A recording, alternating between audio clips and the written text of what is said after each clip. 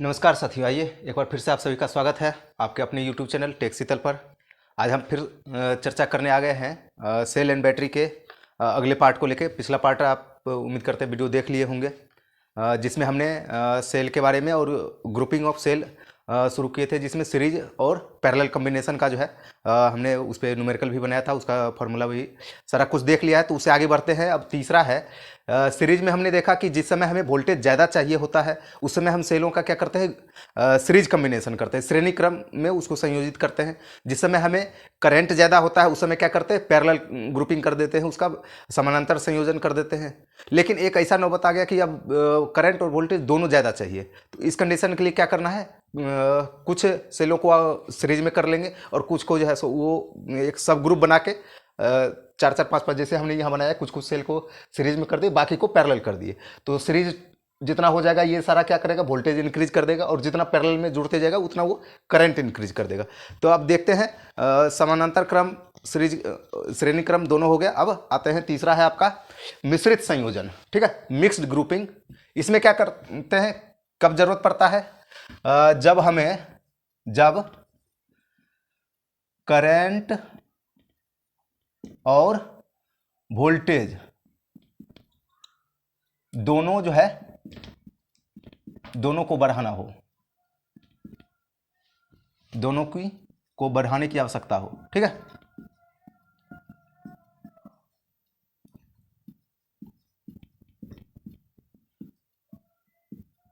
ठीक है। सीरीज कब किए, जब हमें वोल्टेज ज़्यादा चाहिए था। पैरेलल कब किए, जब हमें करंट ज़्यादा चाहिए था। अभी क्या है, सीरीज और पैरेलल दोनों का कंबाइंड ग्रुप है, मिश्रित संयोजन है। इसमें क्या है, हमने एन सेल का मान के चलिए सीरीज कर दिए और एन ग्रुप को हमने पैरेलल कर दिया। इसका एक्सटर्नल रेजिस्टेंस जो लोड देंगे वो आर है। एक सेल से प्रवाहित होने वाली एक सेल का जो ईएमएफ होगा वो स्मॉल ई हमने यहाँ लिया है, और इसका जो इंटरनल रेजिस्टेंस है वो स्मॉल आर है। एक्सटर्नल रेजिस्टेंस कैपिटल आर होगा, आई होगा, जो इससे प्रवाहित होने वाली धारा होगी वो आई होगी। तो चलिए देखते हैं इसमें क्या क्या है। सबसे पहले स्मॉल एन जो है, इसको मान लीजिए कि सीरीज ग्रुप का जो है नंबर ऑफ सेल है, number of cell in series. ठीक है, और एम मान लीजिए number of cell in parallel group. ठीक है, ये हो गया। अब अगर हम इस सर्किट का कुल ईएमएफ अगर निकालेंगे तो कुल ईएमएफ कितना होगा, एक ग्रुप में जैसे अगर यहां हमने 4 सेल रख दिया है तो इस ग्रुप का अगर करेंगे तो क्या हो जाएगा, 4 गुना ई हो जाएगा। सीरीज में क्या होता है, एन ई, तो 4 ई हो जाएगा। बाकी पैरेलल कितना भी हो जाएगा, वोल्टेज अब कितना रह जाएगा, अगर हर एक सब ग्रुप में बराबर है तो इसके बराबर ही रह जाएगा। तो इस पूरे कॉम्बिनेशन में क्या हो जाएगा, एन इंटू ई जो है एक सब ग्रुप का जो है, जो सीरीज कॉम्बिनेशन का एक ग्रुप है उसके कुल वोल्टेज के बराबर ही पूरा ईएमएफ होगा। ठीक है, तो ई जो है यहाँ पे इस सर्किट का ईएमएफ जो है, ई जो है एन इंटू ई होगा, क्योंकि पैरेलल में तो वोल्टेज वो करंट बढ़ेगा, वोल्टेज तो बढ़ेगा नहीं। ठीक है, अब इसका देखते हैं इंटरनल रेजिस्टेंस कितना है, स्मॉल आर है। ठीक है, स्मॉल आर जो है सीरीज वाले में तो इंटरनल रेजिस्टेंस क्या हो जाएगा, एन इंटू आर हो जाएगा। जो सीरीज वाला लाइन है, जैसे ये अगर 4 का है तो 4 इंटू आर कर दीजिए। लेकिन जैसे जैसे ये पैरेलल जुड़ते जाएगा तो पैरेलल वाला ग्रुप का क्या हो जाएगा, जैसे एक ग्रुप में कितना हमने रखा, number of cell in parallel M group है पैरेलल वाला, तो ये बट्टे में कितना आते जाएगा, बट्टे में एम ये आ जाएगा इंटरनल रेजिस्टेंस का। ठीक है, तो आंतरिक प्रतिरोध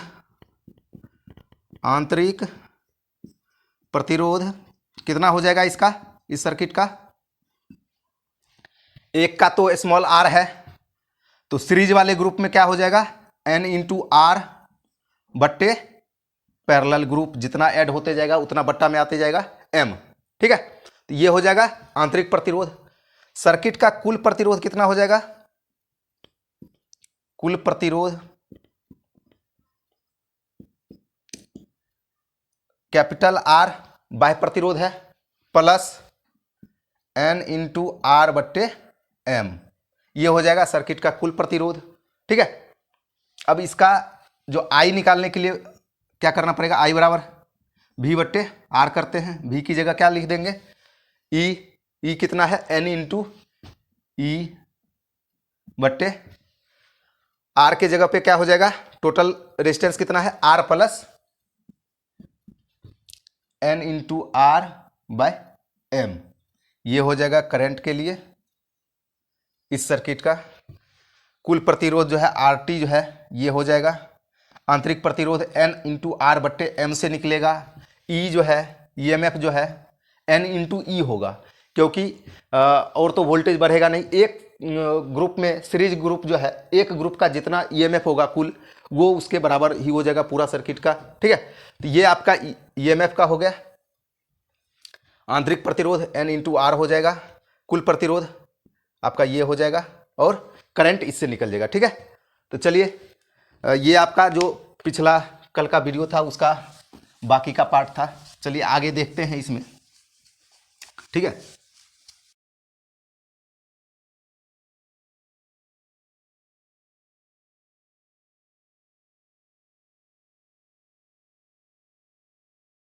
इसके बेसिक वाले कुछ पोर्शन जो हमने छोड़ के चला था उसमें आते हैं, क्योंकि हम थोड़ा सा सेल का चर्चा करके उसके ग्रुपिंग पे आ गए थे। अब हम आते हैं इसका जो है इलेक्ट्रोलाइसिस, जो विद्युत धारा का रासायनिक प्रभाव है और विद्युत अपघटन का जो नियम है, जिसमें फैराडे ने 2 विद्युत अपघटन के नियम में जो यहाँ पे बताया है उसको हम चर्चा करते हैं। ठीक है, पहले आते हैं हम इलेक्ट्रोलाइसिस पे। इलेक्ट्रोलाइसिस की प्रक्रिया क्या है, विद्युत अपघटन की प्रक्रिया क्या है। ठीक है, इसको हिंदी में भी लिख देते हैं, विद्युत अपघटन।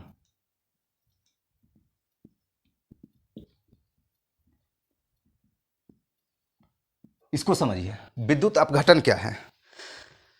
विद्युत धारा का रासायनिक प्रभाव जो है ये कहता है, जो इलेक्ट्रोलाइसिस का भी फॉर्मेशन है। ठीक है, या ये कहिए इलेक्ट्रोलाइसिस का प्रक्रिया क्या है कि कोई अगर एक बर्तन मान के चलिए ये ले लिए, इसमें क्या है, कोई अगर लिक्विड फॉर्म में कंडक्टिंग मटेरियल है जिसे इलेक्ट्रोलाइट कहते हैं। ठीक है, कोई जलीय घोल है, इसमें आप 2 इलेक्ट्रोड लगा दीजिए, एक एनोड एक कैथोड है, जो पॉजिटिव होगा वो एनोड, निगेटिव वाला कैथोड होगा। ठीक है, अब इससे अगर इसके साथ में आप एक लोड जोड़ दीजिए, सॉरी बैटरी जोड़ दीजिए आप।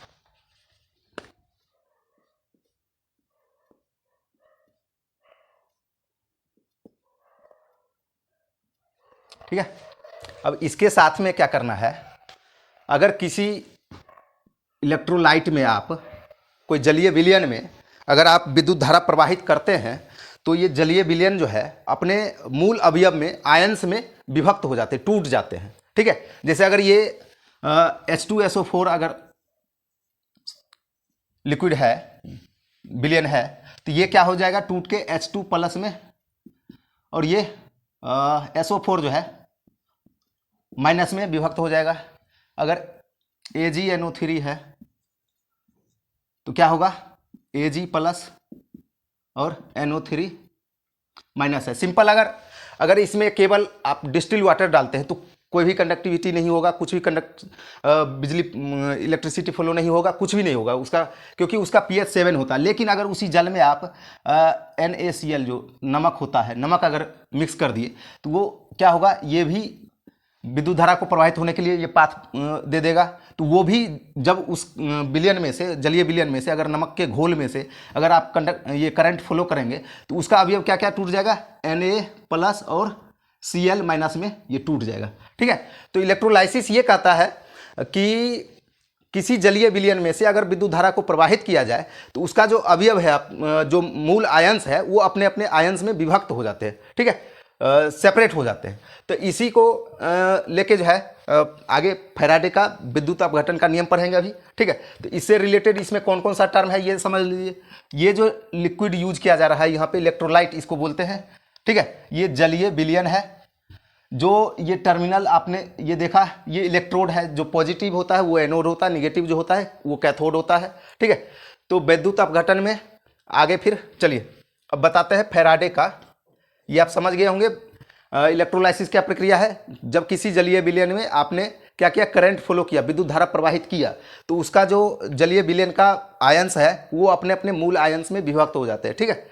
अब इसी पर फैराडे ने 2 नियम दिया है। अब चलिए फैराडे के विद्युत अपघटन के नियम, विद्युत अपघटन के नियम।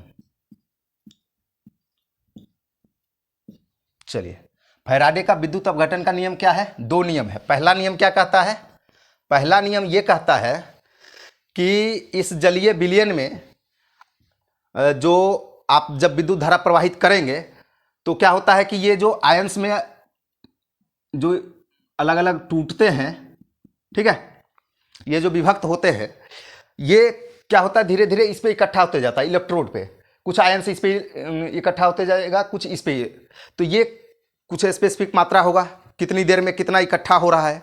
तो पहला फैराडे का पहला नियम ये कहता है कि जब आप किसी जलीय विलयन में विद्युत धारा प्रवाहित कराएंगे तो उसके इलेक्ट्रोड पर जमा होने वाला जो मास है, जो संगति है, जो द्रव्यमान है, जितना मैटर वो उसमें इकट्ठा होगा, वो निर्भर करता है कि उस जलीय विलयन में से कितना अमाउंट में आपने करंट फ्लो किया है। करंट की कुल मात्रा पे, करंट की मात्रा कहने से मतलब है यहाँ पे कि कितना करंट आप उसमें फ्लो कर रहे हैं और कितनी देर के लिए फ्लो कर रहे हैं, ठीक है।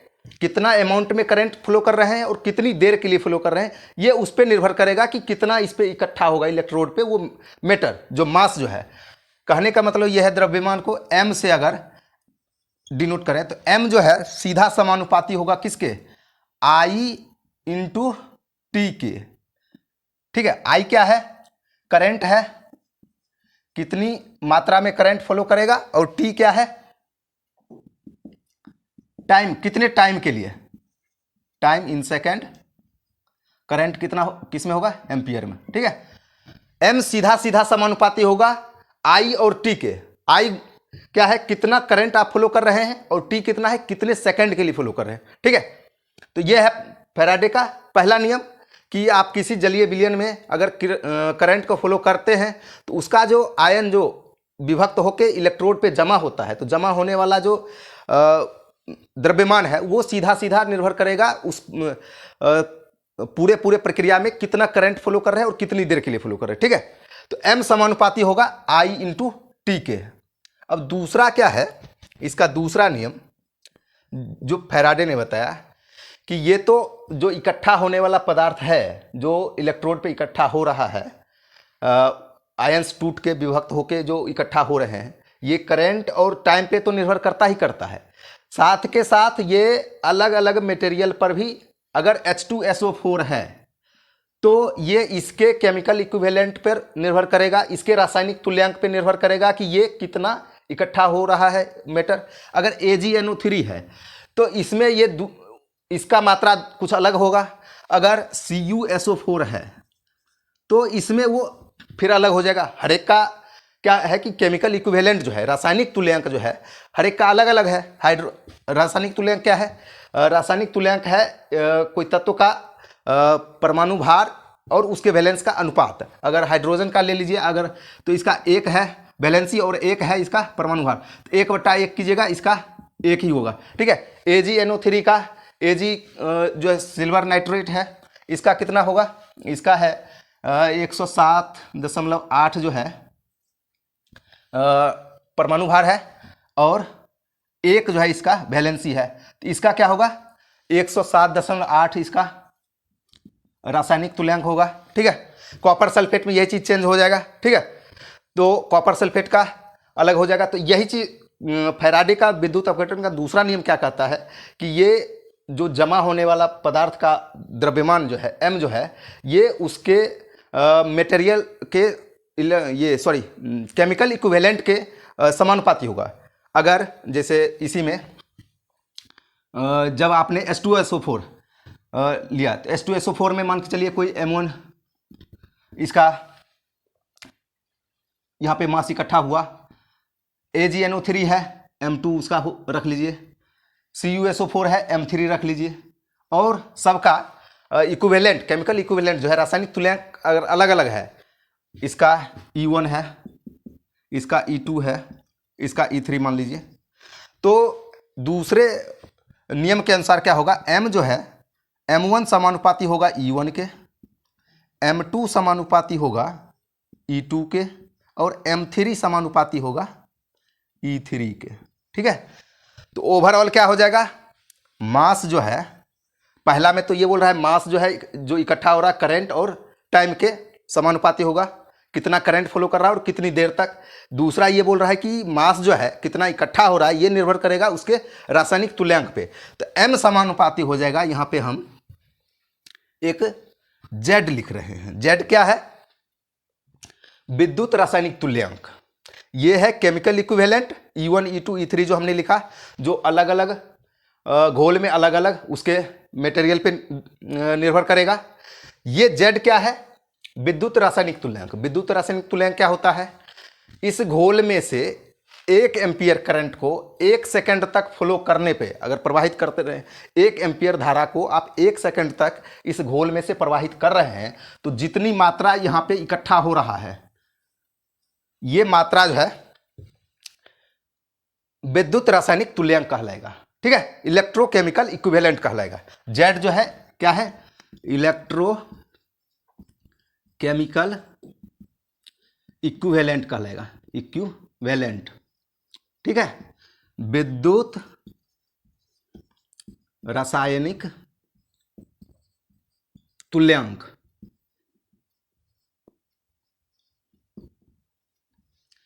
E1 E2 E3 क्या है, रासायनिक तुल्यांक है। रासायनिक तुल्यांक क्या होता है, किसी भी तत्व का परमाणु भार और उसके वैलेंसी का अनुपात होता है। लेकिन Z क्या है, ये विद्युत रासायनिक तुल्यांक है। विद्युत रासायनिक तुल्यांक अर्थात किसी जलीय विलयन में से 1 एम्पियर धारा 1 सेकंड तक आप फ्लो करते हैं, प्रवाहित करते हैं, तो जो मात्रा इकट्ठा होता है वो Z कहलाएगा।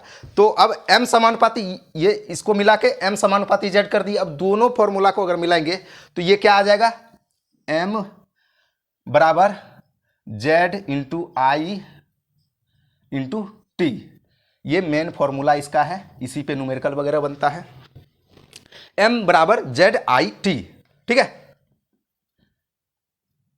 तो ओवरऑल क्या हुआ, फैराडे का विद्युत अपघटन का नियम, दोनों नियम का सार क्या हो गया कि किसी भी जलीय विलयन में से विद्युत धारा प्रवाहित करने पर उसके इलेक्ट्रोड पर इकट्ठा होने वाला मास जो है किस किस पे निर्भर करेगा, उसमें से कितना विद्युत धारा प्रवाहित किया जा रहा है, कितनी देर तक किया जा रहा है, और कौन सा मटेरियल है। मैटर टू मैटर वो वेरी करेगा। अगर उसका घोल, जलीय विलयन का घोल अगर H2SO4 है तो उसका इकट्ठा होने वाला मास जो है द्रव्यमान कुछ और होगा, AgNO3 है तो कुछ और होगा, CuSO4 है तो वो कुछ और होगा। कौन सा मैटर है वो उससे वेरी करेगा। ठीक है, तो ये ओवरऑल दूसरा ये है, पहला ये है M समानुपाती IT, दूसरा है M समानुपाती E1 E2 E3, जिसको हमने Z कर दिया। Z क्या कर दिया, Z है इसका इलेक्ट्रोकेमिकल इक्विवेलेंट। ठीक है, जो 1 एम्पियर विद्युत धारा प्रवाहित करने पर 1 सेकंड तक में कितना मास इकट्ठा हो रहा है, ये चीज है। तो दोनों को मिला के क्या फॉर्मूला आ गया, M बराबर Z into I into T।